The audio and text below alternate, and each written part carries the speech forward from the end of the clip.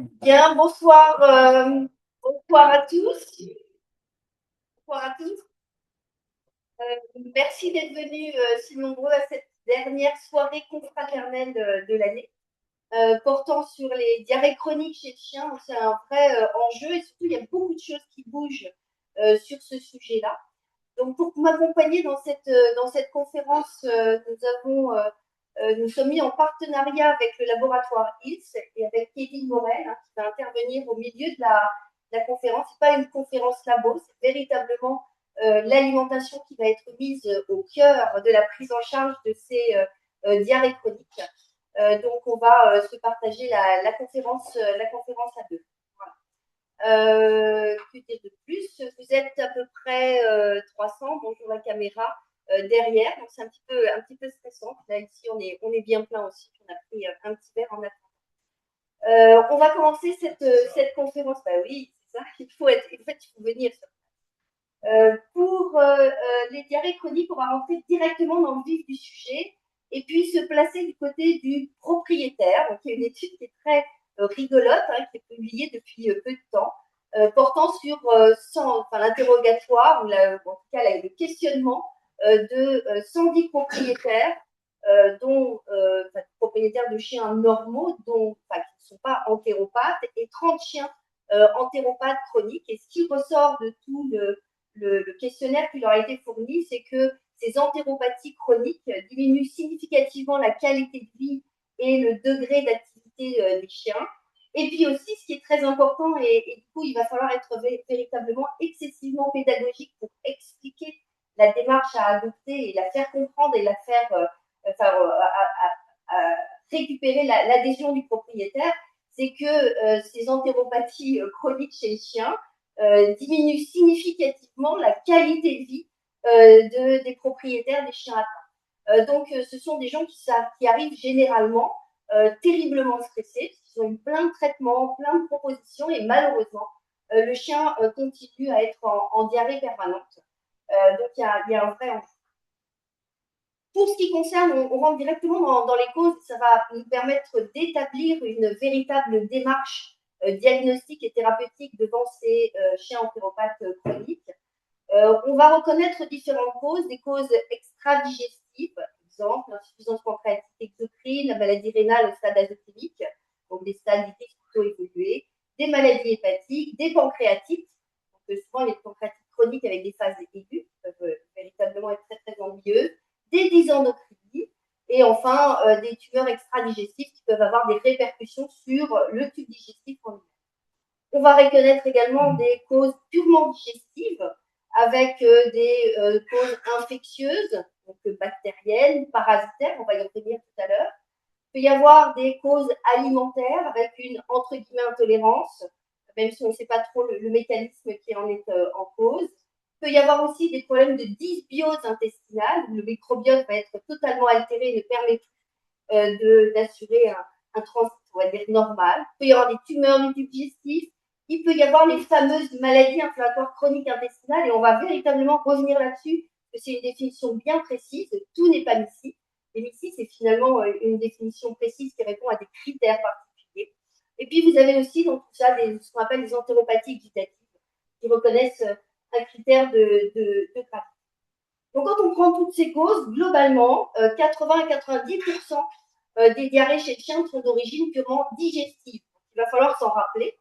Et puis, si on prend parmi toutes les causes digestives dont je vous ai parlé, donc chez ces 80 à 90% des chiens atteints de diarrhée chronique, ben on va faire ressortir quelques causes particulières et on va les classer selon cette pyramide qui illustre bien la fréquence de présentation de ces diarrhées.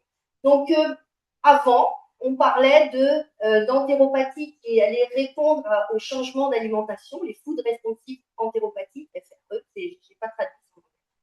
On avait les entéropathies répondant à l'administration d'antibiotiques, souvent, on mettait du métronidazole, puis effectivement, ça allait plutôt pas mal, mais le problème, c'est après. On avait les entéropathies répondant à l'utilisation des immunomodulateurs, donc les véritables MICI, et puis on avait mis dans cette pyramide ceux qui sont réfractaires et qui répondent à rien. Donc, pour vous dire qu'ils ne sont pas si peu nombreux que ça. Actuellement, cette classification n'est pas véritablement retenue, mais elle a évolué avec le temps. Et en fait, les entéropathies répondant au changement alimentaire sont véritablement entremêlées avec les entéropathies anciennement qui répondaient à l'administration d'antibiotiques. Et maintenant, on n'appelle plus ça comme ça parce qu'on n'utilise plus d'antibiotiques. Ce sont les entéropathies qui vont répondre à la modulation du microbiote. Et on va voir comment on va faire pour le moduler, ce microbiote, sans utiliser d'antibiotiques. Et puis, on a toujours ces entéropathies répondant aux immunomodulateurs, et puis toujours nos réfractaires. Et dans cette nouvelle classification, on a également rajouté les entéropathies exudatives, où on pensait à un moment que elles allaient seules répondre à l'administration d'immunomodulateurs, mais en fait, il y en a une grosse partie également qui va répondre à la modulation du microbiote et au changement alimentaire. Donc, parmi toutes ces causes, comment on va faire pour construire finalement une démarche maintenant qu'on a donné toutes ces causes, elles ne sont pas toutes aussi fréquentes que cela. Et puis surtout, je pense que ce qui est le plus important, quand vous avez un chien avec son propriétaire qui sont en errance thérapeutique et donc diagnostique, il va falloir construire un véritable plan diagnostique et thérapeutique et savoir l'expliquer. Donc, cette démarche, elle se fait par étapes réellement. La première étape, on va reprendre finalement un petit peu les définitions, c'est reconnaître une diarrhée chronique. Quelles vont être les questions à poser pour préciser les choses et qui vont nous servir après pour la mise en place de notre démarche et de notre traitement. Et puis, il va falloir établir un stade clinique de la maladie pour pouvoir suivre notre animal le mieux possible. Alors, la définition, qu'est-ce qu'une diarrhée? Je pense que tout le monde connaît ça, mais en fait, c'est une diminution de la consistance des selles et ou, donc là, on rajoute une autre notion, c'est une augmentation en fréquence ou en volume des selles. Donc, il n'y a pas forcément des selles liquides, mais on peut avoir des selles en volume et en fréquence plus importantes. Et la chronicité est définie par une diarrhée qui persiste ou récidive pendant plus de 3 semaines. Donc finalement, ce sont des cas qui sont excessivement fréquents lors de notre exercice à tous quotidien. Cette diarrhée, elle peut être continue ou apparaître par épisodes répétés, entrecoupés de phases normales. Et on rajoutera également que souvent, associé à ces diarrhées chroniques, il peut y avoir des phases de vomissement ou de douleurs abdominales, avec des chiens où les gens vraiment décrivent qu'ils tournent en rond, il a mal. Voilà, donc ça fait partie des symptômes de ces entéropathes chroniques et il faut les connaître pour bien sûr pouvoir les prendre en charge. Quand on va poser plein de questions, on va poser la question et on va essayer de voir si finalement est-ce que c'est plus une diarrhée de l'intestin grêle ou une diarrhée du côlon. Donc voilà le tableau qui représente le diagnostic différentiel entre ces deux atteintes, ces deux localisations. On retiendra quand même que le ténesme est plus fréquent dans les diarrhées coliques, la présence de mucus également, l'hématochésie également dans les colites. Par contre, le méléna, bien évidemment, le saignement se produit à un niveau plus haut de l'intestin grêle.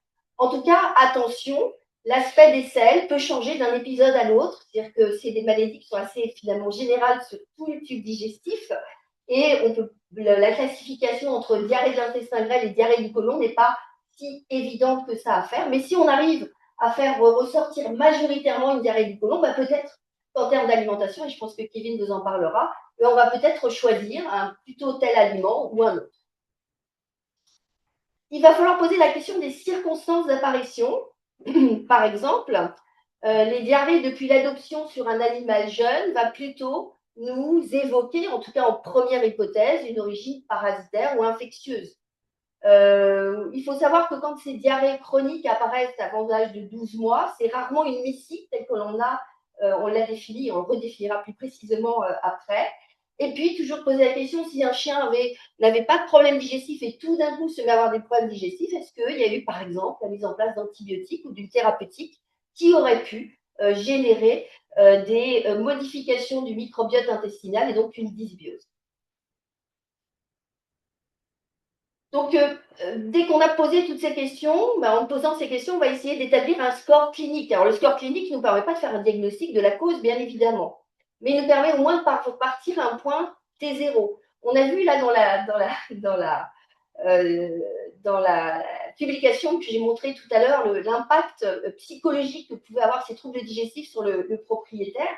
Et c'est vrai que des chiens qui sont à peu près équilibrés, dès qu'il y a eu un épisode de selle un petit peu moins bien ou un épisode de selle diarrhéique, on est sûr qu'on a la photo du caca par Internet. Et puis finalement, quand on reprend tout ça, on se rend compte que le score clinique s'est amélioré, alors que pour les gens, c'est une catastrophe de voir que ça rechute.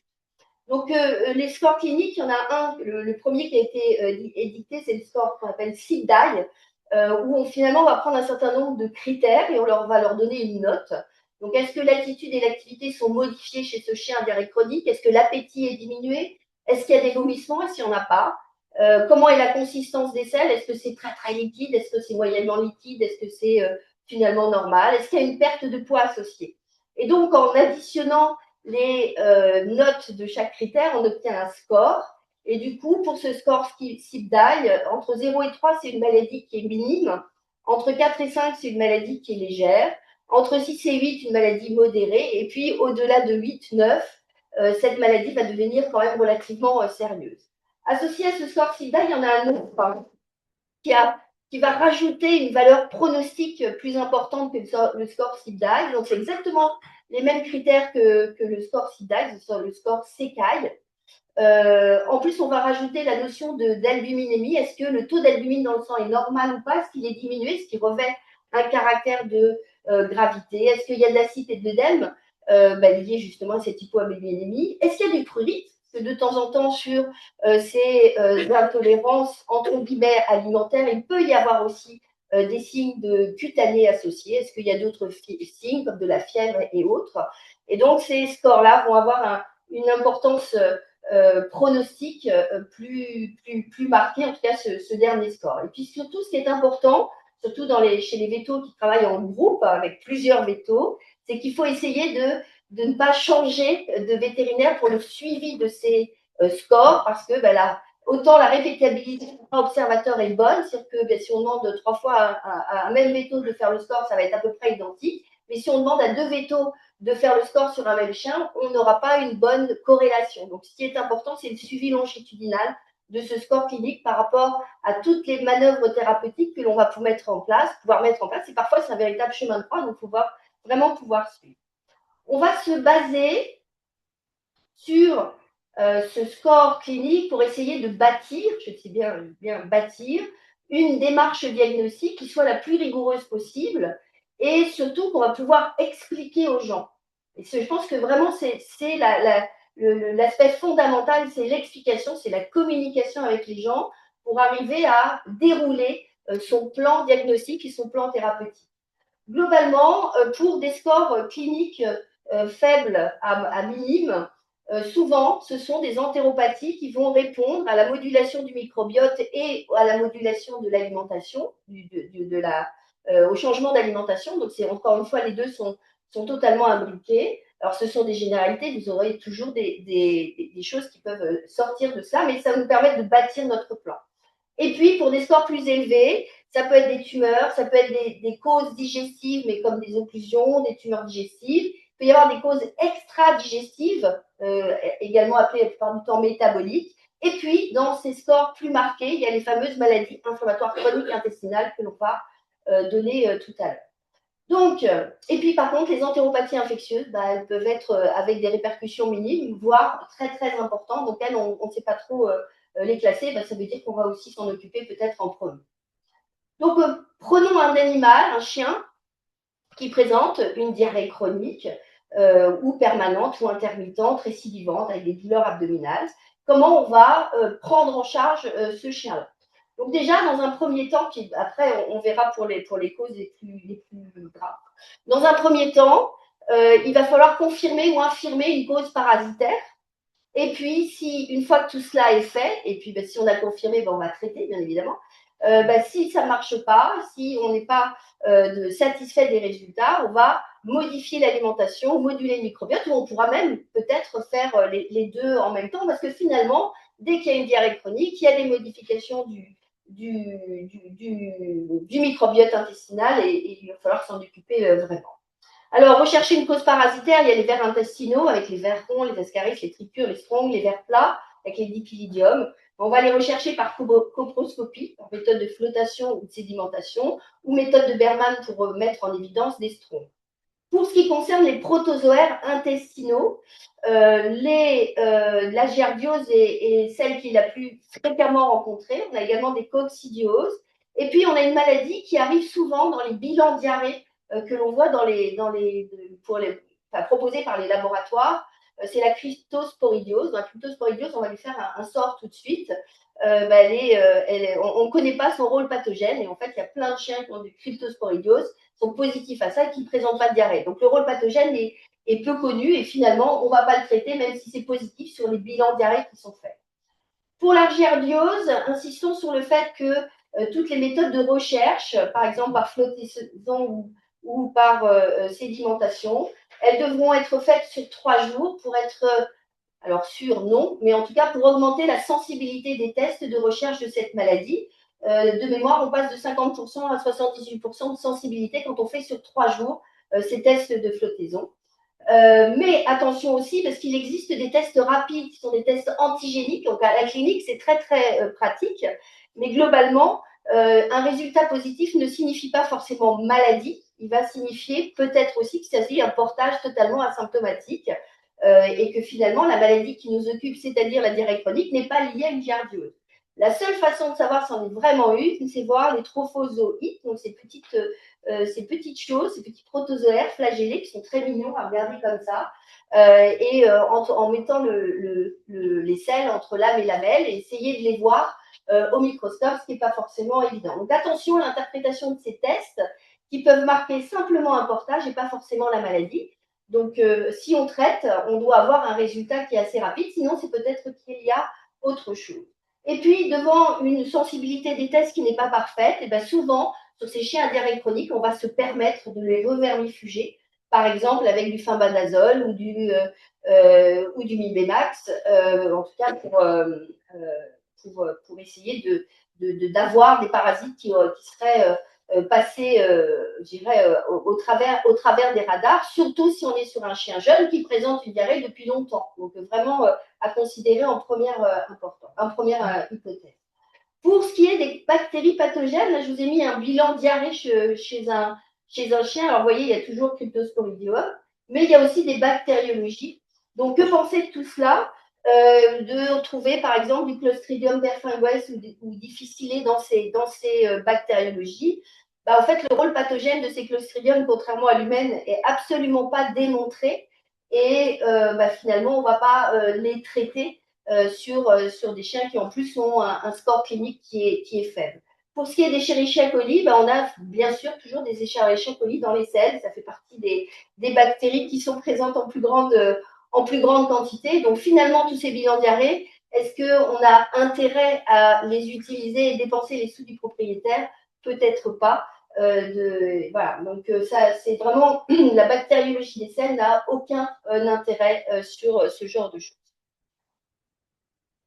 On est donc du coup sur un chien où on a vérifié qu'il n'y ait pas un phénomène parasitaire. On va en même temps se dire, peut-être que je suis dans ma pyramide là, dont on a marqué, peut-être que je suis sur un trouble digestif, une entéropathie qui va répondre au changement d'alimentation, au changement alimentaire ou à la modulation du microbiote. Alors, quel est le portrait robot du chien qui va répondre correctement à la modulation du microbiote?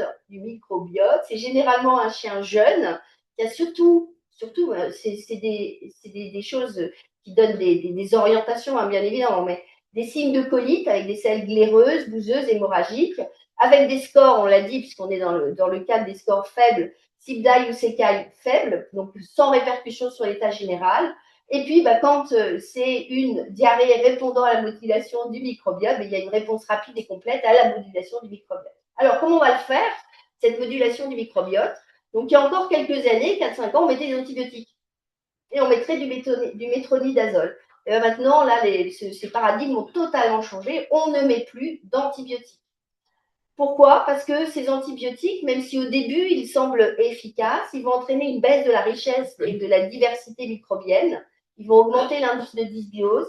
Ils vont modifier le microbiome, avec les acides biliaires, les sels gras volatiles. Et puis, surtout, l'altération peut persister plusieurs semaines après la mise en place de ces traitements. Donc maintenant, plus d'antibiotiques. Donc si on veut moduler le microbiote, on a deux solutions, en tout cas en solution thérapeutique. On peut utiliser des pré ou des probiotiques. Donc les prébiotiques, globalement, c'est ce qui va permettre de nourrir les bonnes bactéries. Donc ce sont des fibres végétales, ce sont des sucres, et on en retrouve des prébiotiques dans pas mal de spécialités vétérinaires. Donc je vous les ai notés sur la diapositive. Et puis associé à cela, puisqu'on va essayer de nourrir les bonnes bactéries, ben on va essayer d'apporter des bonnes bactéries avec l'utilisation donc des probiotiques.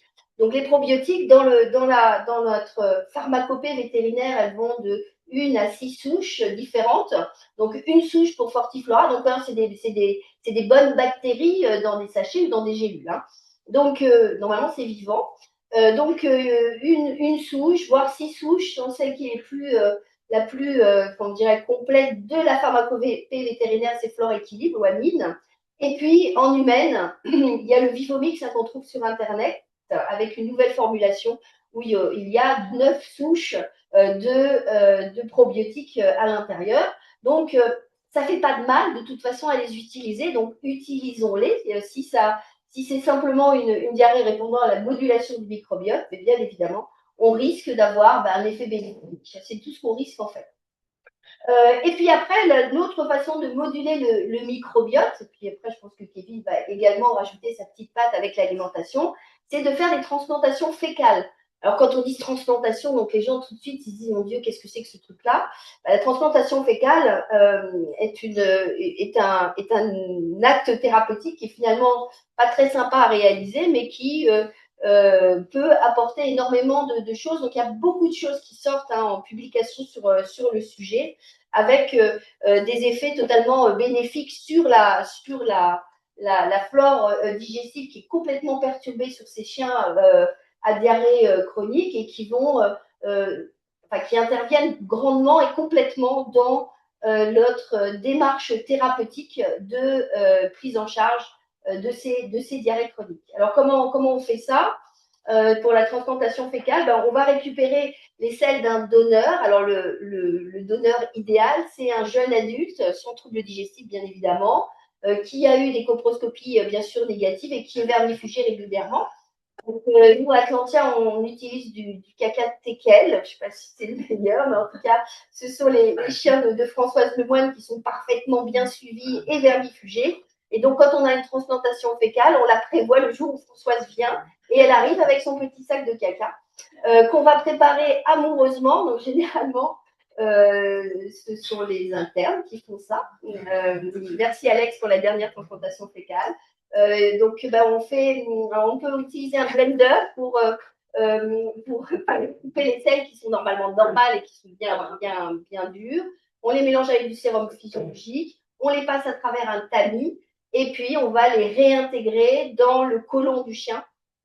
Donc, on passe par voie basse. Généralement, alors on peut les sédater légèrement pour pas qu'ils bougent trop, parce que le but du jeu, c'est que le liquide que l'on va injecter, qui est du caca liquide finalement, avec plein de bactéries, de bonnes bactéries à l'intérieur, il faut qu'il reste suffisamment longtemps en contact avec les muqueuses du côlon et qu'il reste suffisamment longtemps pour que cette transplantation fécale soit idéale et optimale.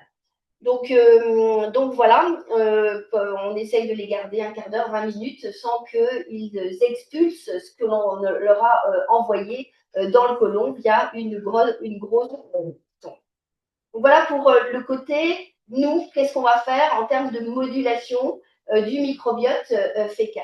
La deuxième, vous avez vu, sur la pyramide, tout est clairement très intriqué entre le microbiote et l'alimentation. Donc là, je passe la parole à Kevin qui va nous donner quelques tips pour savoir finalement quel type d'alimentation on va utiliser et comment on va faire pour tester ces fameux aliments qui sont destinés à améliorer plus de 80% de nos patients finalement.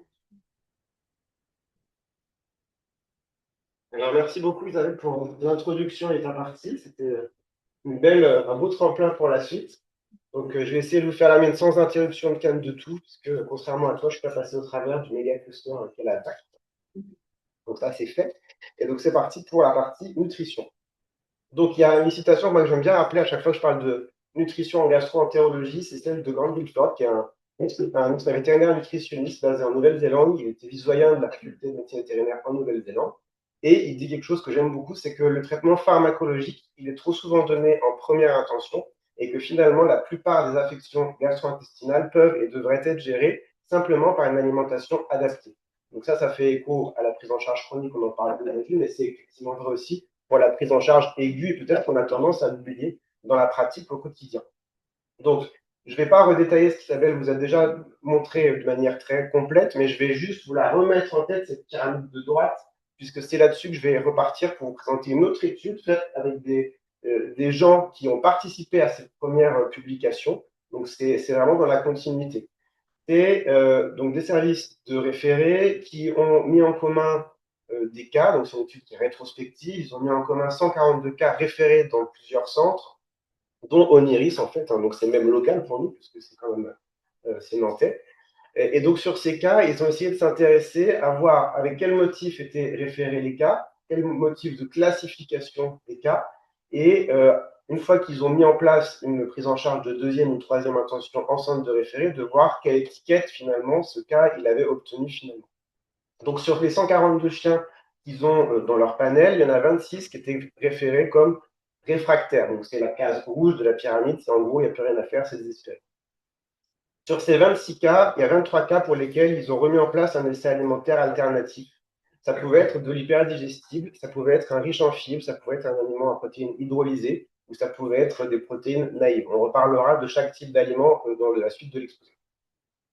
Et sur ces 23 chiens retestés alimentaires avec un aliment différent de ce que le veto original, enfin référent avait pu faire, ils se sont rendus compte qu'en fait, que sur ces 23, il y en a 16 qui avaient été gérés avec alimentation seule et que sur ces 16, il y en a 88% qui se sont améliorés cliniquement. Donc je récapitule un petit peu. Sur la population référée comme non responsive, donc réfractaire, seuls 14 chiens sur le groupe pardon, a été traité seulement avec un nouveau changement alimentaire, 16 chiens, et 88% ont répondu. Ce qui fait qu'en fait, la mise en place d'un nouvel aliment et d'un essai alimentaire a été le seul retraitement pour ces chiens qui étaient pourtant référés. Donc, on peut se dire, bah, peut-être qu'ils vont faire des endobiopsies, etc., etc. Non, il y a juste eu un traitement alimentaire, diététique, pour 70% des chiens considérés comme réfractaires. Je vous ai remis les chiffres entre parenthèses parce que c'est un peu de suivre les sous-populations. Et surtout que 61% des chiens qui étaient classés réfractaires sont finalement classés en food responsive, donc la base verte, la grosse base verte de la pyramide. Enfin, le score SIGDA que Isabelle vous a présenté a diminué de 69% pour les patients après la mise en place de ce nouvel aliment. Ce qu'il faut retenir de cette étude, c'est que probablement, il y a une très grosse sous-estimation du nombre de patients qui, en effet, répondent à un changement alimentaire sur une entéropathie chronique. Et on va essayer de voir pourquoi est-ce qu'on a pu passer à côté sur la prise en charge initiale. Donc déjà, qu'est-ce que c'est qu'une entéropathie chronique qui répond à un changement alimentaire? C'est une entéropathie qui va répondre parce que souvent, elle a, comme Isabelle l'a présenté sur le grading, là, avec la gravité des signes, c'est souvent des signes qui répondent, qui sont assez faibles en fait en intensité, qui peuvent répondre à un changement alimentaire, mais qui ne vont pas rechuter si on repasse sur un aliment autre. C'est-à-dire que là, on pourrait se dire finalement, il y a une allergie alimentaire, et donc le fait de repasser à l'ancien aliment va redéclencher les symptômes. Sur une entéropathie qui répond aux aliments, mais sans allergie sous-jacente, en fait, on ne va pas avoir de reprovocation des troubles digestifs. Donc on parlera ni d'intolérance ni d'allergie, d'accord? On était juste sur une entéropathie qui a répondu à un changement d'aliment. Souvent, donc, je vous l'ai dit, c'est des signes qui sont assez modérés et c'est une cause qui est hyper fréquente finalement de diarrhée chronique chez le chien. Le corollaire de ça, c'est quoi? C'est que est-ce que tous les chiens atteints d'entéropathie chronique ou de MIS-C modérée, alors Isabelle vous montre, on parlera des MIS-C avec la définition précise puis le traitement, parce que les immunomodulateurs vont être nécessaires en général. Mais est-ce que ces animaux ont besoin d'être traités impérativement avec un aliment hydrolysé? Pas forcément. Donc, ce qu'il faut retenir, c'est que ça fait partie de l'arsenal qu'on va voir juste à présent, mais ce n'est pas forcément la seule solution défendable. Donc, la prise en charge, elle repose avant tout sur l'exclusion des causes parasitaires, comme ça a été dit précédemment. Et ensuite, vraiment, le cœur de la prise en charge, ça va être les essais diététiques successifs. Et probablement qu'on n'ose pas aller assez loin dans le nombre d'essais et dans la diversité d'aliments qu'on va proposer pour ces essais. Il y a 4 grandes familles d'aliments qu'on va détailler dans la suite de l'exposé. C'est les hyperdigestibles, les riches en fibres, les sources de protéines naïves. Alors là, on parle d'industrie aujourd'hui parce que c'est croquettes, mais en fait, une ration ménagère au kangourou ou à l'autruche, c'est une protéine naïve en fait. Donc vous avez la même prise en charge avec une ration ménagère sur l'aspect protéine naïve. Et puis les protéines hydrolysées, alors là, en ration ménagère, c'est pas possible. Pour le coup, là, c'est l'industrie qui vous permet d'avoir ce type de protéines hydrolysées. Les essais alimentaires, ils doivent durer 15 jours. C'est ce qui permet de voir si on a une amélioration suffisante ou pas. Ce qui veut dire que excite les tests d'éviction-provocation de 2 mois, comme on a l'habitude de le faire en dermato. On n'est pas du tout sur la même approche. Là, on est vraiment sur une approche de j'essaie un aliment et je vois ce que ça donne. Parfois même, au bout d'une semaine, vous avez déjà une bonne idée de ce qui se passe, parce que si c'est la Bérésina, au bout de 7 jours, qui a eu 0 amélioration, vous pouvez peut-être commencer à préparer le client au prochain essai, parce que c'est probablement ça ne répondra pas bien. Et enfin, que plusieurs essais sont nécessaires, en moyenne, c'est 4 à 5 essais chez le chien. Ce qui veut dire que si on ne prévient pas correctement les gens au début de cette prise en charge, on a une forte chance de les perdre. Parce que ce que vous allez vivre comme un essai-erreur, eux, ils vont le vivre comme un essai-échec. C'est-à-dire que s'ils n'ont pas conscience qu'il va falloir 3, 4 ou 5 essais alimentaires pour avoir une amélioration, ou en tout cas espérer avoir une amélioration avant de partir en référé, en biopsie, en endoscopie, ils vont probablement ne jamais vous donner de nouvelles et ne jamais revenir. Donc c'est hyper important de leur dire, OK, votre chien a une diarrhée chronique depuis plusieurs semaines, plusieurs mois. Moi, je vous propose qu'on fasse la prise en charge de base, qu'on exclut un parasitisme, etc. Mais on va mettre en place différents aliments pour tester. Et là, vous pouvez parler de tester son intestin, tester sa flore digestive. Il faut vraiment se mettre dans les moléculaires. Mais en tout cas, il faut expliquer qu'on va avoir besoin de faire ces essais qui durent 15 jours maximum chaque essai. Et que si on fait 4 essais fois 15 jours, ça fait que 2 mois. Finalement, c'est pas si long que ça, 2 mois. Ça vous fait un suivi tous les 15 jours, 4 fois. Pour un chien qui est peut-être en diarrhée depuis 6 mois. Voilà. Si vous avez fait accepter ce message-là en début de prise en charge, vous allez probablement améliorer l'observance et arriver au bout de vos essais, en espérant qu'à la fin, vous ayez un essai qui soit conclusif et que vous n'ayez pas besoin d'aller plus loin dans votre démarche. Plus loin dans la démarche, je laisserai Isabelle revenir là-dessus, c'est tout ce qu'on fera plus tard. Je parle juste de la partie alimentaire, qui est la mienne.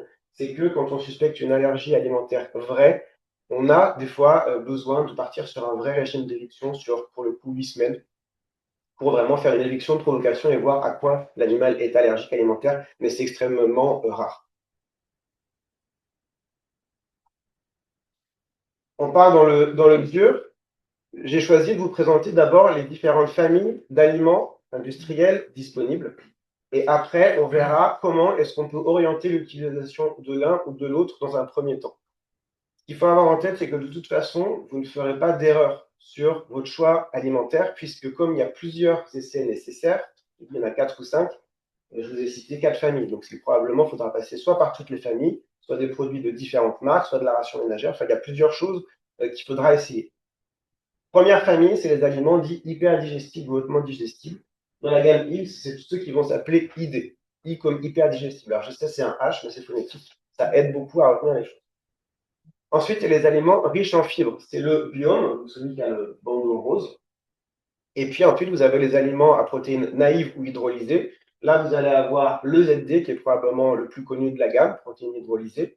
Le ZD Lofat, qui est sorti en début d'année, qui est un hydrolysat de protéines de soja faible en matière grasse. Le ZD est un hydrolysat de protéines de poulet.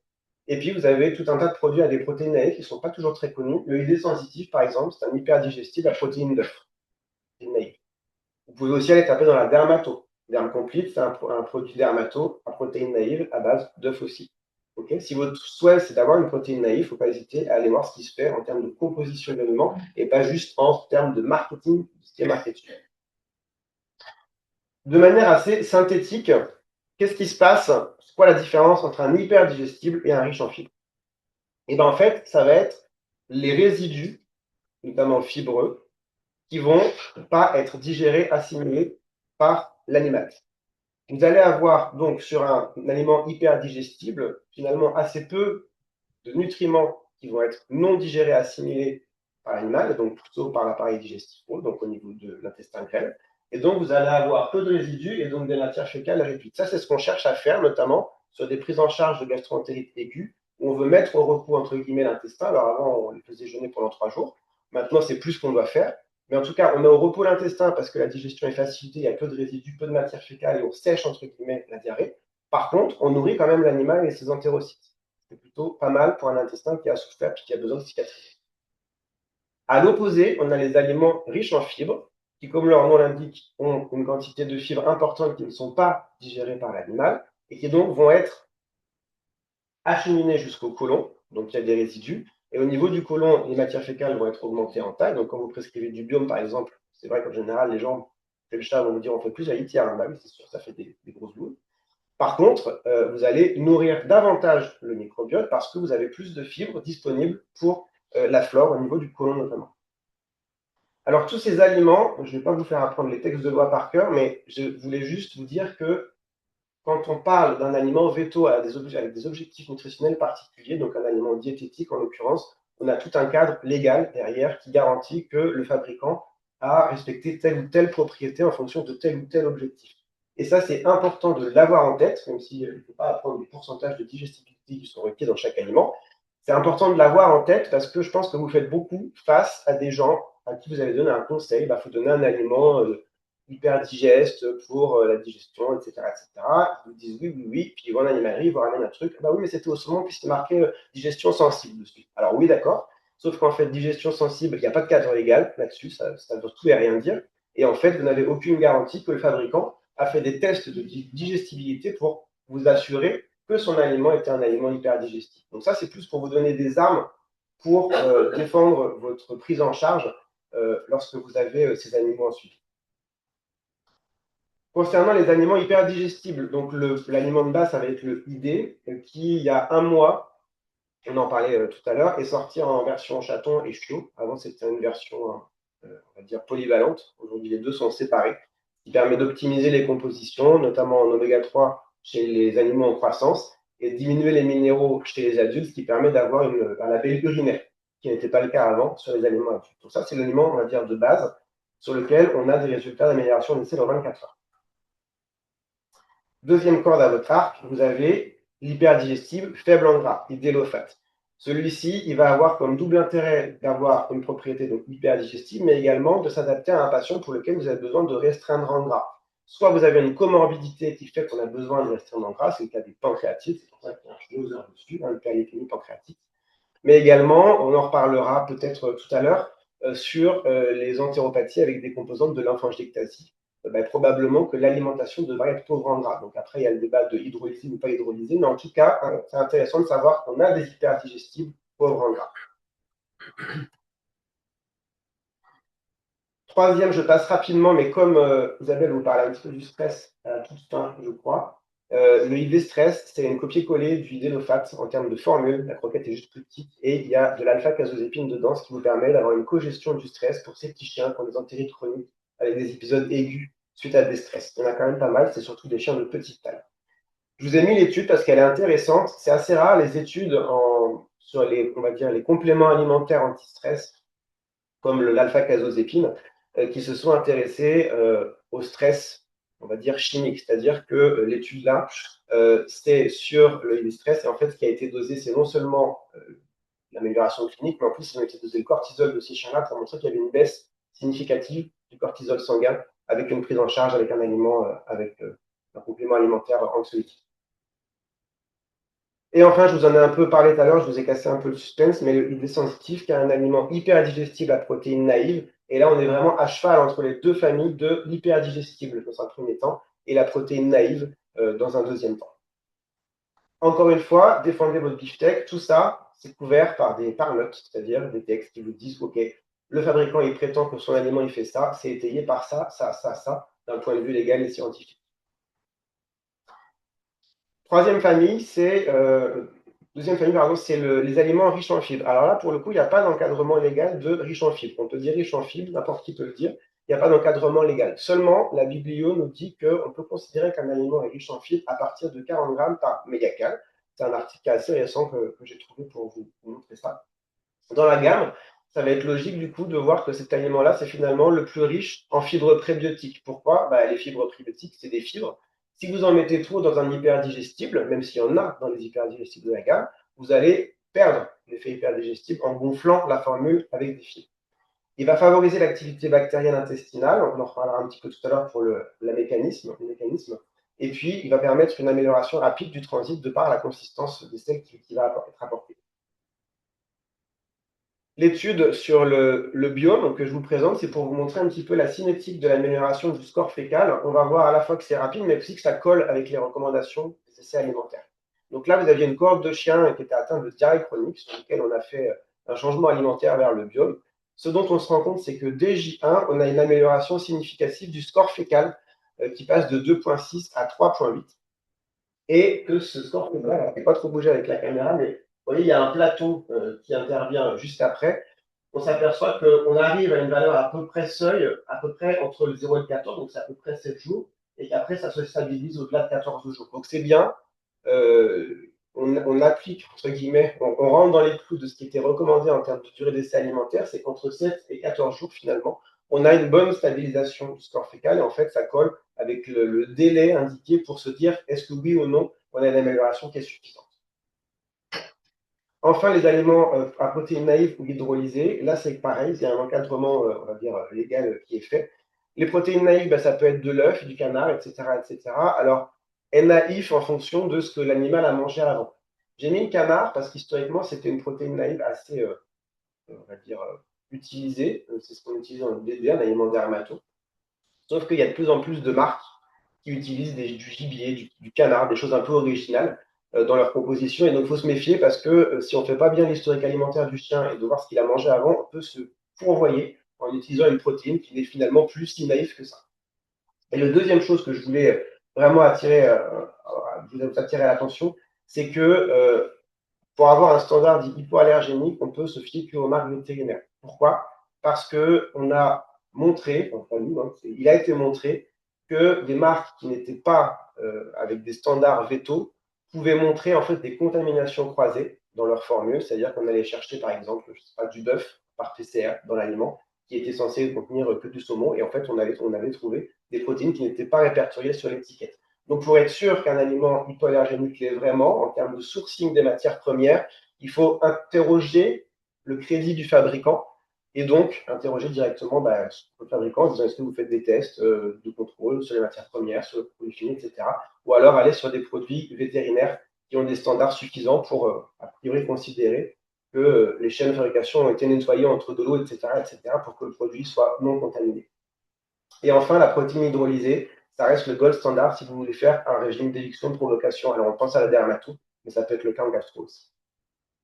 Exemple appliqué au CIDDAI, donc le score clinique dont vous parlez Isabelle tout à l'heure avec l'OID sensitive, donc c'est une cohorte d'une quinzaine de chiens, et bien c'était deux semaines d'essai, je crois.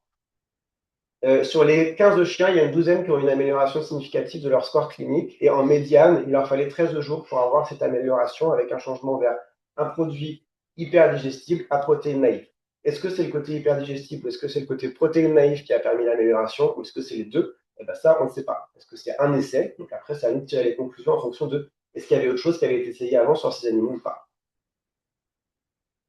Petit point croisé sur la dermato et la gastro. Alors, en fait, elle est drôle cette étude parce que c'est une étude qui a été faite sur le ZD, c'est pour ça que je vous en parle, parce que j'aime bien illustrer chaque produit avec une étude. C'est que sur le ZD, l'étude a été faite plutôt sur des critères dermato, c'est-à-dire on voulait prouver que l'aliment permettait de réaliser avec succès un régime d'éviction de provocation vis-à-vis d'une allergie alimentaire en 6 semaines. Bon, ça a été validé par l'étude.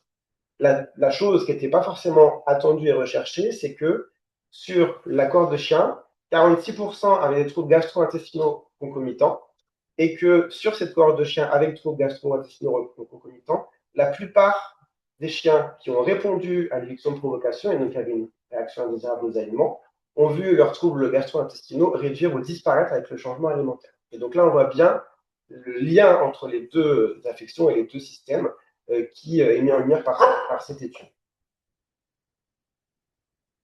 Donc, je vous en ai parlé tout à l'heure, hein, le Z-Délofat qui est sorti en début d'année, en fait, il faisait l'objet d'une demande depuis plusieurs années par les vétérinaires sur le terrain, au niveau international. Et donc, en fait, c'est pour ça qu'il est sorti. Et je vous ai dit rapidement, mais les différences entre les deux produits, c'est à la fois la source de protéines, il y en a un, c'est du poulet hydrolysé, l'autre, c'est du soja hydrolysé. Et c'est surtout la teneur en matière grasse qui va permettre de gérer des comorbidités avec le Z-Délofat, avec une restriction en matière grasse, si c'est nécessaire. Pour terminer sur cette partie, donc, on va prendre en compte maintenant le microbiote. Donc, Isabelle vous en a parlé un petit peu. Finalement, à partir du moment où on change l'alimentation, on va forcément moduler le microbiote. Pourquoi? Parce que le microbiote, il mange ce qu'on lui laisse manger. Donc, si vous changez radicalement d'alimentation, vous allez probablement moduler, changer, modifier votre microbiote. C'est ce qui va se passer quand on change d'aliment, quel que soit l'aliment, parce qu'on va avoir une teneur en protéines, lipides, glucides qui va être différente. La nature des glucides, qui sont aussi des fibres, va être différente. Et puis, si on est sur un aliment hydrolysé, hyperdigestible, etc., on va avoir également une sélection possiblement de germes différents au niveau de la flore digestive. Les différentes façons de modifier ce microbiote, donc c'est et les prébiotiques, les probiotiques, les postbiotiques. J'ai laissé, je ne reviens pas sur les probiotiques dont Isabelle vous a parlé. Moi, je vais m'intéresser surtout aux prébiotiques. Pourquoi? Parce que c'est ce qu'on va pouvoir mettre dans l'alimentation, dans le pet food. Parce que ça va supporter la cuisson, parce qu'on va pouvoir le fermer, etc. Mettre un probiotique vivant dans un four pour faire un aliment, ça paraît compliqué. Il y a pas mal d'études, de recherches en cours pour essayer de voir comment on pourrait incorporer des probiotiques, donc bactéries vivantes, dans l'alimentation, avec potentiellement de l'enrobage, des choses comme ça. C'est clairement pas au point, ça viendra peut-être un jour. Aujourd'hui, ce qu'on a, ça va être des prébiotiques, c'est-à-dire des fibres qui ont été sélectionnées. C'est à peu près une dizaine d'années de recherche. C'est comme un casting, en fait. On fait des essais, comme pour la gastro-entérologie chronique. On va faire des essais de recettes dans lesquelles on va mettre telle ou telle fibre. On voit si ça marche pas. Ça marche, on retire une fibre, on remplace par une autre, on réessaie, c'est mieux, c'est moins bien. Et on ajuste comme ça au fur et à mesure. Donc c'est extrêmement long, il n'y a pas de recette miracle. C'est vraiment très très long et ça a vraiment une recherche de long terme qui permet de savoir quelle fibre on va pouvoir mettre et surtout quelles propriétés on va pouvoir en obtenir de ces fibres. Plusieurs propriétés, soit ces fibres, elles sont là juste pour retenir de l'eau, donner de la consistance, soit ces fibres, elles sont là pour être fermentées par les bactéries et pour donner des nutriments, des postbiotiques qui vont être intéressants pour l'animal. C'est ce qui va se passer avec pas mal de fibres du mélange de l'Active Plus que vous retrouvez sur toute la gamme gastro. Comment ça se passe en pratique? En rose, le petit truc, le moton en rose là, c'est les fibres probiotiques de l'Active Plus digestion. Ces fibres, elles vont pouvoir être prises en charge par les bactéries, soit ces bactéries vont les fermenter, elles vont s'en nourrir et donner des nutriments qui vont à leur tour être absorbables par l'animal. Ça va être typiquement le cas des acides gras à chaîne courte, ça va être l'acétate, le propionate, le butyrate ou le lactate. Certains de ces composés, notamment le butyrate, il va être utilisé localement par les entérocytes comme un substrat nutritionnel, comme de l'énergie. Donc vous voyez tout l'intérêt d'avoir ce type de produit qui circule dans l'intestin. La deuxième famille de nutriments, c'est les polyphénols. Les polyphénols, ce sont des composés végétaux qui vont avoir des rôles notamment antioxydants, anti-inflammatoires. Le problème, c'est qu'ils ne sont pas forcément disponibles au moment où on les fait ingérer à l'animal. Et les bactéries vont avoir pour rôle de les rendre biodisponibles pour les animaux et donc effectifs d'un point de vue clinique. C'est vraiment les deux voies que vous avez dans l'usage de ces prébiotiques. Études sur ces prébiotiques, parce que comme vous avez pu vous en rendre compte, ils sont disponibles sur toute la gamme. Alors d'où ça vient ça?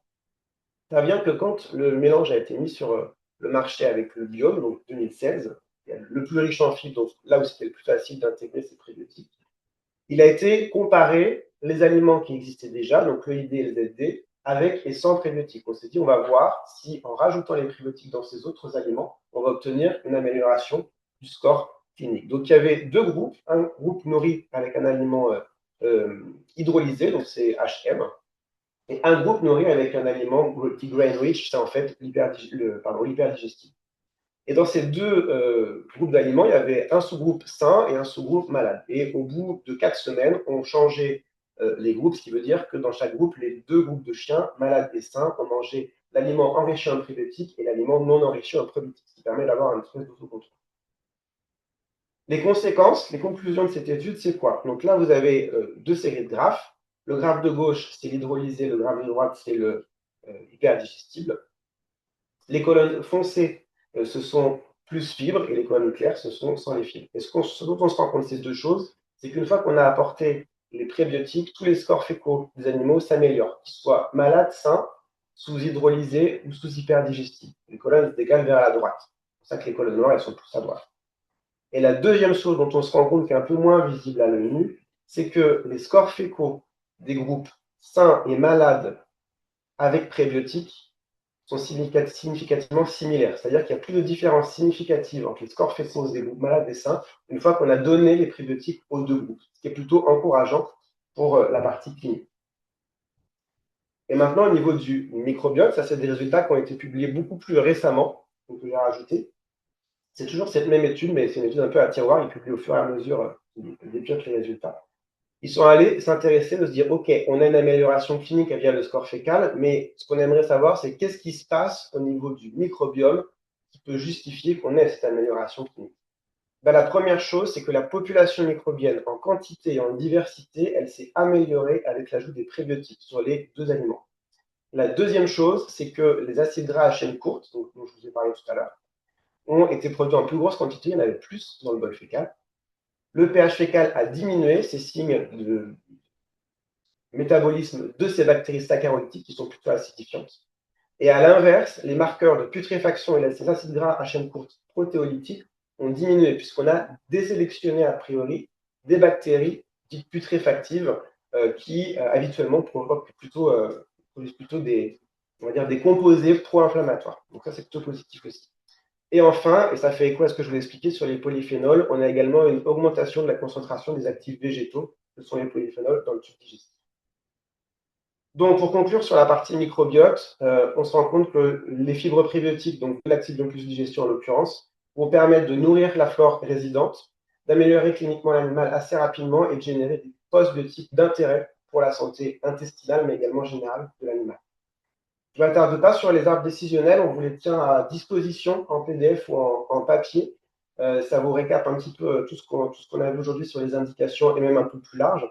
J'attire juste votre attention sur le fait que parfois, à gauche, là, des aliments physio, c'est-à-dire des aliments qui ne sont pas de la gamme prescription, qui ne sont pas des aliments diététiques, peuvent faire partie de votre prise en charge et d'essais alimentaires. C'est-à-dire que si vous montez en gamme sur un aliment plus qualitatif, physio, voire un aliment qui contient des prébiotiques, comme c'est le cas avec l'essentiel digestion, ça peut tout à fait faire partie de votre gamme d'essais. Ça dépendra de l'historique médical, de l'historique nutritionnel, alimentaire de l'animal avant s'il a eu beaucoup d'essais ou s'il était sous un élément de grande surface depuis très longtemps. Ça existe pour le chat, je passe. Je termine avec ça. Ça, c'est un diagramme pour essayer de vous guider si vous ne savez pas par quoi commencer en termes d'essais alimentaires. Alors, première chose, il n'y aura pas d'erreur. Il n'y aura pas d'erreur. Vous avez vu, il y a plusieurs essais à faire sur chaque animal, a priori.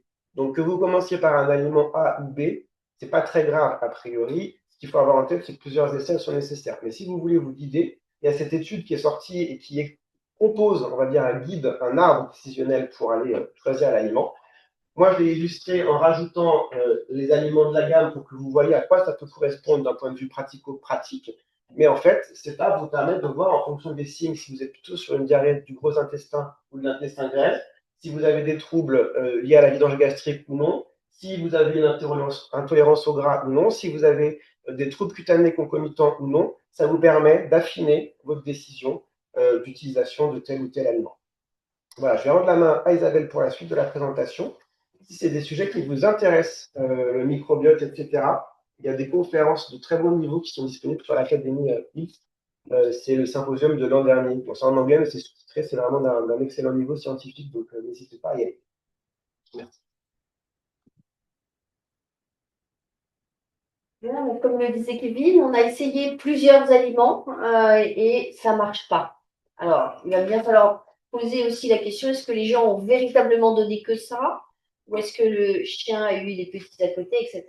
Mais en tout cas, on va considérer que tout a été fait parfaitement parce qu'on a réussi à les convaincre de suivre notre plan finalement thérapeutique et finalement un diagnostic thérapeutique. Et ça ne marche pas. Donc, il va falloir passer à autre chose. Et puis, une autre circonstance, un chien qui a une diarrhée chronique et qui présente un score clinique qui n'est pas bon, avec des scores SIDA ou SICAL qui sont d'intensité moyenne à forte, importante, ben là, il va falloir quand même faire d'autres examens complémentaires pour avancer dans notre démarche. Et quand on est confronté à ces animaux-là ou qui sont en échec de ce changement alimentaire ou qui présentent des signes inquiétants, il va falloir rechercher ou éliminer une cause extra-digestive et puis peut-être même trouver une autre cause digestive, mais qui n'est pas une des causes présentées dans la pyramide que l'on vient de vous montrer. Donc, tout de suite, assez rapidement, sur ces chiens qui ont des altérations d'état général, on va avoir recours à un examen non invasif qui est l'échographie. Donc, c'est un recours qui est assez rapide et systématique finalement pour aller chercher un certain nombre de choses. Par exemple, j'avais des vidéos mais elles ne passent pas, sur ce chien qui présentait une diarrhée intermittente, des douleurs abdominales, un amaigrissement, il était inquiétant ce chien, il avait une perte d'appétit. Et bien, quelle était notre surprise de constater que ce chien présentait tous les signes échographiques d'une invagination. Donc, vous voyez ici l'intus septum au centre qui va emmener avec lui son mésentère et puis toutes ces couches concentriques qui correspondent à l'intestin dans lequel s'est invaginé l'intus septum. Donc là, bien sûr, ce chien-là qui est altéré, on ne va pas essayer 2 fois ou 4 fois 15 jours d'aliments. On va faire en sorte que cette chose soit gérée chirurgicalement tout en cherchant la cause après de cette diarrhée chronique et on va le libérer.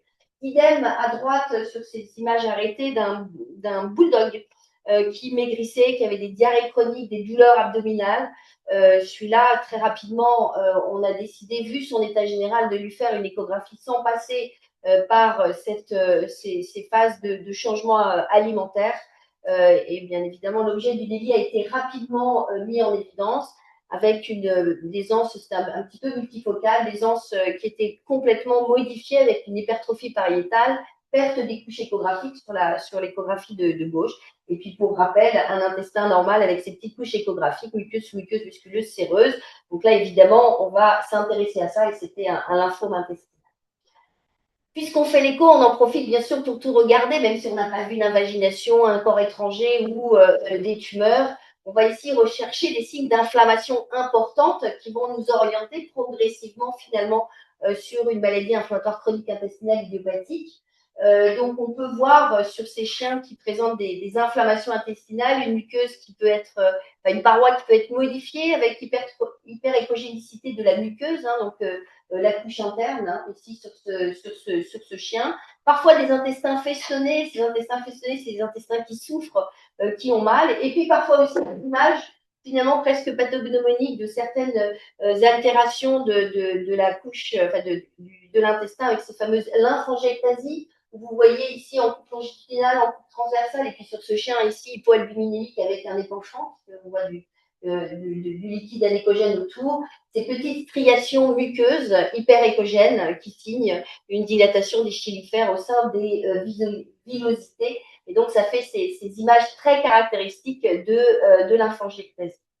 Un autre exemple ici sur un côlon véritablement effrayant à l'échographie. Donc, c'était un bulldog. À l'échographie, un côlon, normalement, ça ne dépasse pas 1 mm, 2 mm maximum d'épaisseur avec toujours des couches échographiques. Et sur ce côlon à gauche, vous voyez un épaississement majeur de la paroi, une perte des couches échographiques et puis une interface muqueuse-lumière très, très irrégulière. Ici, on est sur un véritable diagnostic différentiel de tumeur du côlon versus phénomène inflammatoire très marqué. Il s'agissait d'une colitis cystique. Bref, si l'échographie ne nous montre que des signes d'inflammation ou ne nous montre rien plutôt, on va essayer de confirmer ou infirmer une cause extra-digestive, la plupart du temps métabolique, extra-digestive, extra-intestinale en tout cas. Il convient de faire un minimum de database et d'analyse sanguine avec tout d'abord la recherche d'une insuffisance pancréatique exocrine, quand même avec un portrait robot de chien très maigre qui mange beaucoup, qui maigrit, qui a des selles avec des aliments à l'intérieur non digérés. J'insisterai sur donc le dosage des TLI à envoyer en laboratoire extérieur. J'insisterai également sur une porte d'entrée qui est fréquente de la maladie d'Addison. Alors pas la vraie maladie d'Addison en crise avec cet état de choc, cet abattement, ces vomissements, l'urée crête augmentée, le rapport NA sur K diminué. Non, pas celle-là, mais des Addison atypiques qui vont se traduire par des chiens qui ont mal au ventre, qui ont des troubles digestifs chroniques ou intermittents. Et parfois, ce sont des maladies d'Addison atypiques. Comment on fait pour les diagnostiquer? Il suffit, entre guillemets, de mesurer le cortisol basal. Si ce cortisol basal est bas, on va effectuer une stimulation. Si après stimulation, ça reste bas, ben, on est confronté à une maladie d'Addison atypique qui va parfaitement bien répondre à l'administration de corticoïdes, même à faible dose. Dans le database aussi, on regardera est-ce qu'on a une insuffisance rénale, une azotémie, est-ce qu'on a une hépatopathie avec bien sûr les paramètres hépatiques, transaminase, phosphate alcaline, dosage d'acide biliaire. Est-ce qu'on n'a pas caché derrière une pancréatite, et en particulier une pancréatite chronique, qui ne sont pas forcément simples à mettre en évidence, où on doit associer des tests sanguins et une échographie pour augmenter la sensibilité et la spécificité. Et puis on essaye de chercher des choses qui pourraient expliquer avec, par exemple, du calcium augmenté, calcium ionisé augmenté, qui pourrait nous dire peut-être qu'il y a une tumeur cachée quelque part. Et puis, pendant qu'on en est à faire des prises de sang, on va ne pas oublier, et ça, on pourrait aussi le mettre dans la première partie, de mesurer un certain nombre de choses. Déjà, pour établir le score SIDA, alors je sais bien que ça se mélange un peu, mais il fallait bien le mettre dans un ordre. Faire l'albumine, savoir est-ce qu'il y a des répercussions sur l'albuminémie, parce que ça va être, bien sûr, source de conséquences pronostiques. Y a-t-il une hypocalcémie? Alors, l'hypocalcémie, qu'est-ce qui se passe? Elle est liée déjà à l'hypoalbuminémie, pour l'hypocalcémie totale, s'il y en a une hypoalbuminémie. Et puis, elle est liée à des déficits en vitamine D qui sont moins bien résorbés au niveau du tube digestif. Est-ce qu'il y a une hypocholestérolémie? Alors, l'hypocholestérolémie, elle s'installe lorsqu'il y a des fuites de lipoprotéines, donc le cholestérol étant lié aux lipoprotéines. Et puis, il y a également une malabsorption des lipides. Et puis, y a-t-il une lymphopénie? C'est quelque chose que l'on voit sur des lymphangiectasies sévères. Donc ça nous permet aussi de qualifier un petit peu plus les choses et de se dire, quand on a une hypoalbuminémie, une hypocalcémie, une hypocholestérolémie, on est confronté finalement à une malabsorption, pardon, à une entéropathie exudative qui est présente.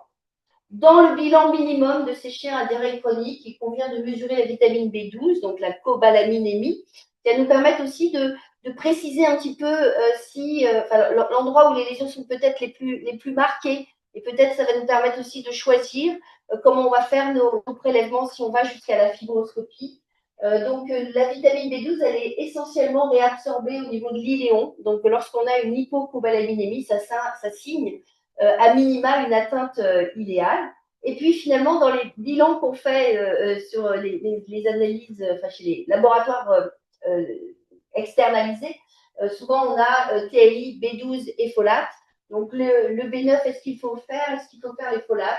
Ça peut aussi nous préciser un petit peu des choses sur la latitude que l'on va avoir lorsqu'on a ces folates sont absorbés suite aux aliments qui ont été absorbés, mais également ils sont synthétisés par les bactéries de l'intestin grêle. Donc quand on a une hyperfolatémie, on se dit peut-être qu'il y a une dysbiose, qu'il y a trop de bactéries, en tout cas pas les bonnes bactéries.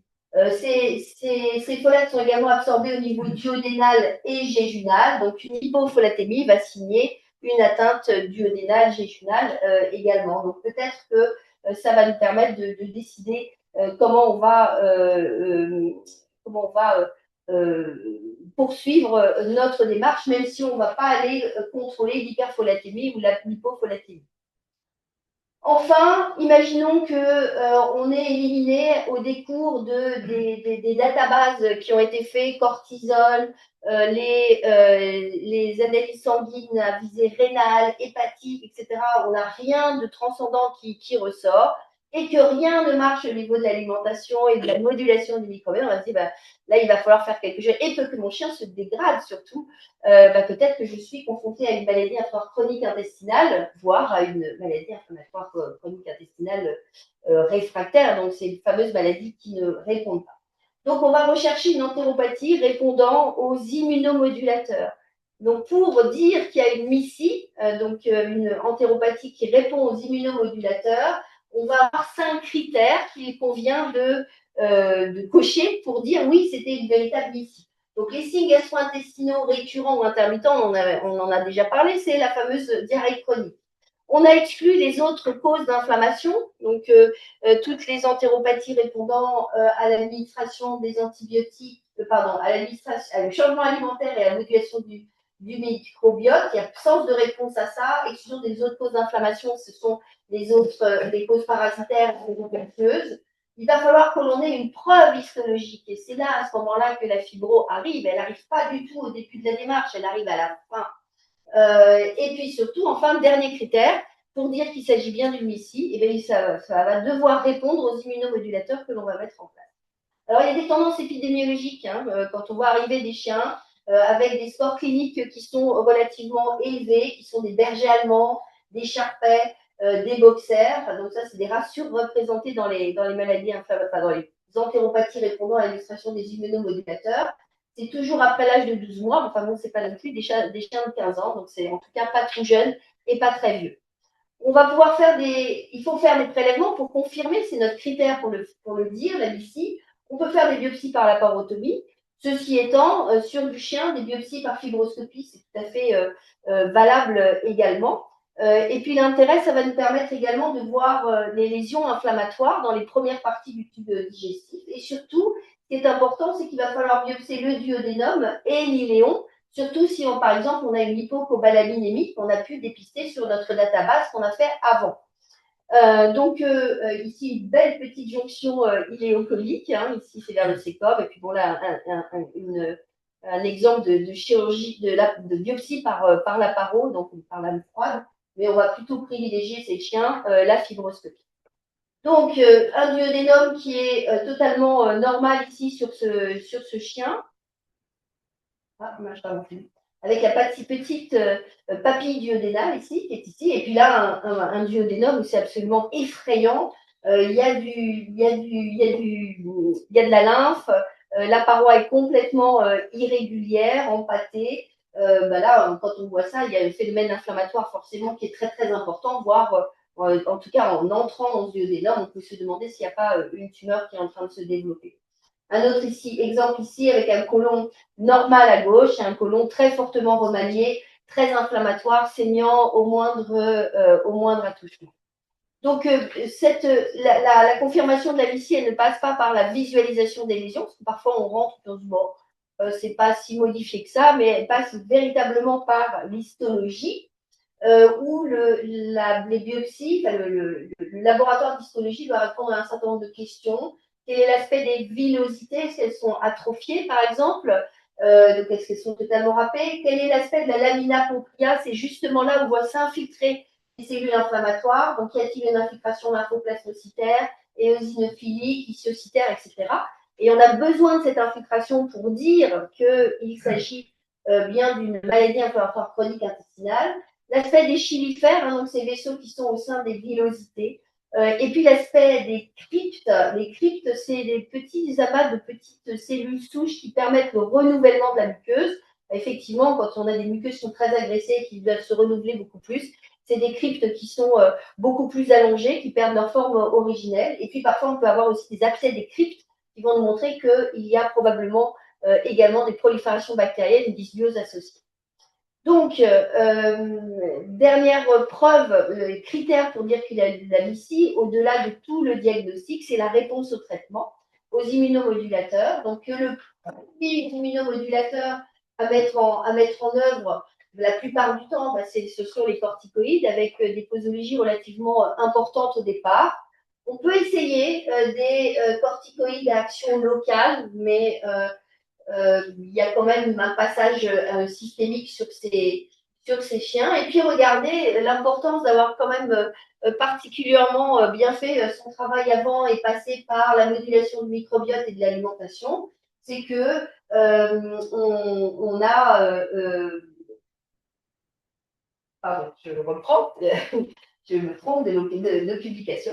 Regardez ici qu'en plus, on a parlé tout à l'heure de la modulation du microbiote et de l'alimentation, mais même dans ces entéropathies répondant aux immunomodulateurs, eh ben, on peut également améliorer les choses avec notre alimentation. Donc, c'est pas parce que ça n'a pas marché qu'il faut repasser à une alimentation merdouilleuse à partir du moment où on commence à suspecter une mise.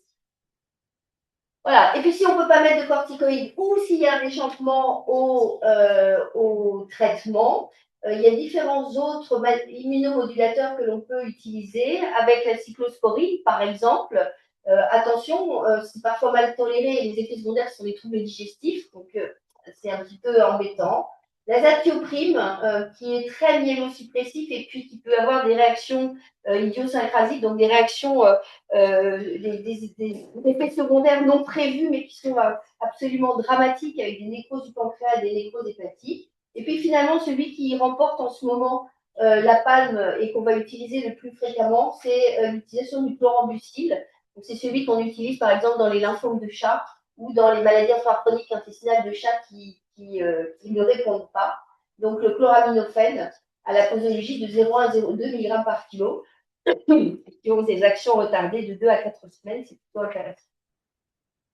Voilà, on a passé à peu près, on a passé en revue en essayant de se donner des caps donc on a passé 1h05, c'est très très court hein, pour ce sujet. En tout cas, ce qu'il faut retenir, hein, c'est que l'alimentation et la modulation du microbiote sont véritablement au centre de la démarche et doivent arriver, même pas au centre, même au départ de la démarche, avant d'utiliser du métronidazole, des corticoïdes, etc.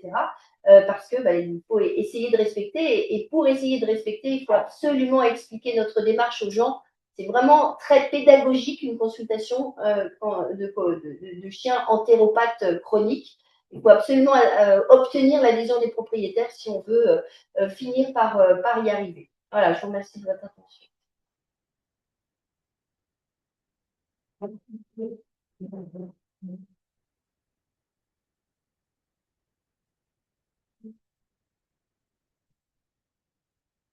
Des questions?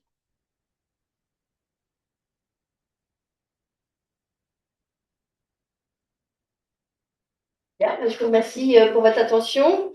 Au revoir ceux qui étaient derrière leur écran. Et puis, vous pouvez retrouver cette présentation en replay sur le YouTube d'Atlantia. Normalement, à partir de demain ou après-demain, elle sera en replay. Et puis, merci Kevin pour ton intervention. Et puis, je trouve que c'est bien de l'intégrer dans la démarche que vous avez. Merci. Au revoir.